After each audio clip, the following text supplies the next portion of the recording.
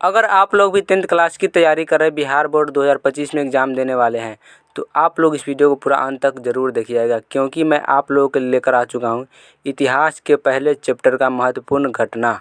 ये महत्वपूर्ण तिथि आप लोग शुरू से याद करते चलिएगा ताकि 2025 में एग्ज़ाम में कोई दिक्कत ना हो। तो चलिए हम लोग सारे तिथि इस चैप्टर में जितने महत्वपूर्ण तिथि सबको हम देख लेते हैं एक एक करके।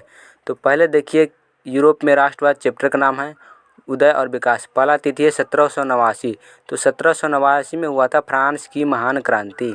ये सभी तिथि याद करते हुए चलिएगा। 1804 में नेपोलियन का सम्राट बनना तथा नेपोलियन संहिता लागू होना, यानी 1804 में नेपोलियन सम्राट भी बन गया और नेपोलियन संहिता भी लागू हुआ था। अब 1806 में नेपोलियन द्वारा जर्मन राइन का निर्माण।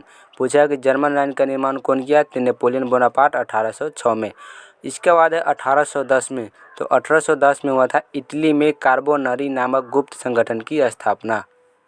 इस संगठन को हम लोग विशेष पुलिस दल के नाम से भी जानते हैं। चलिए इसके बाद अगला देखते हैं। 1815 में नेपोलियन का पतन तथा वियना सम्मेलन, जिसको कांग्रेस कहते हैं, मेटरनिक व्यवस्था की स्थापना हुआ था 1815 में।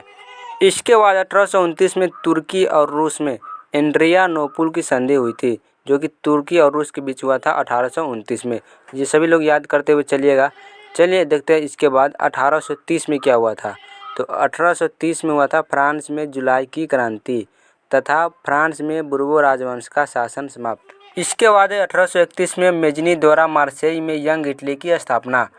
चलो 1832 में देखते हैं क्या हुआ था। 1832 में कह रहा है कि कुस्तुतुनिया की संधि तथा यूनान में स्वतंत्र राष्ट्र का उदय हुआ था 1832 में। चलिए इसके बाद 1834 प्रासा द्वारा जाल्वेरिन शुल्क संघ की स्थापना तथा मेजनी द्वारा बर्न में यंग यूरोप की स्थापना। इसके बाद हम लोग आते हैं 1848 में हुआ था मेटरनिक का पतन। ठीक है। 1851 में देखिए मेजनी द्वारा फ्रेंड्स ऑफ इटली की स्थापना।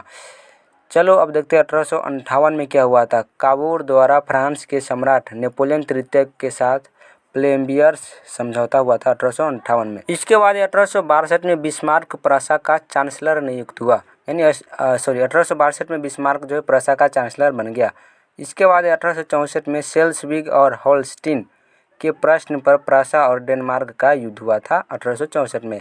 1865 में देखते हैं गैस्टिन की संधि द्वारा होल्स्टीन पर ऑस्ट्रिया का अधिकार। 1866 में ऑस्ट्रिया प्रशा युद्ध, जिसको हम लोग सेडोवा युद्ध के नाम से जानते हैं, तथा प्राग की संधि, उत्तरी जर्मन महासंघ का गठन। 1870 में इटली का एकीकरण, सीडान का युद्ध। इसके बाद 1871 में फ्रैंकफर्ट की संधि, जर्मनी का एकीकरण। ठीक है। ये जितने भी महत्वपूर्ण तिथि मैंने आप लोगों को बताई ये बहुत ही ज़्यादा महत्वपूर्ण है अगले एग्जाम के लिए, तो सभी को अच्छे से लिख करके याद कर लें। ठीक है।